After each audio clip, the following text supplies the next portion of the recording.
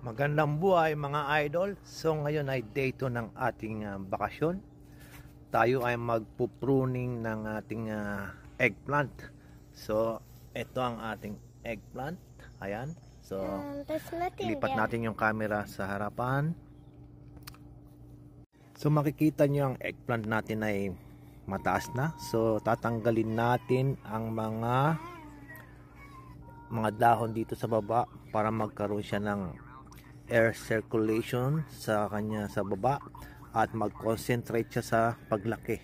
Kasi itong mga ganyang dahon sa baba ay nakukuha niya ang sustansya ng ating eggplant. So bumabagal ang kanyang paglaki. So ngayon ay ipopruning natin ang ating mga eggplant at tayo'y maglalagay din ng fertilizer. So mga idol, umpisa natin mag-pruning. So ito, tatanggalin natin yung mga dahon sa baba. Ayan. Gupitin lang natin siya. Mas maiging gawin ito sa umaga, yung sikat ng araw, para madaling mag-heal ang mga pinutol nating yung kanyang sugat, para mag-heal agad. Yan. So napulo na natin tong isa. So sunod naman natin tong isa. Yan mga katropa, mga idol, tanggalin lang natin yung mga una niyang dahon dati. Yan. Ito pa,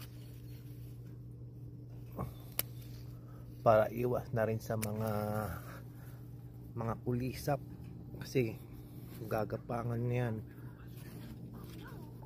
Yan, tanggalin din natin dito.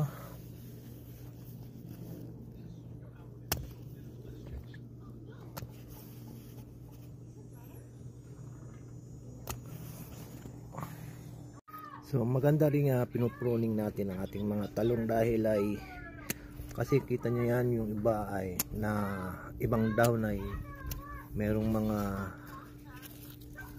ayan, may mga butas na.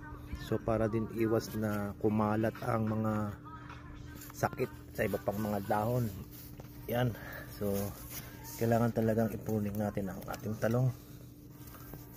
Ayan. Tanggalin lang yung mga dahon na yan, pati yung mga maliliit, kasi nakakaano rin ng sustansya ng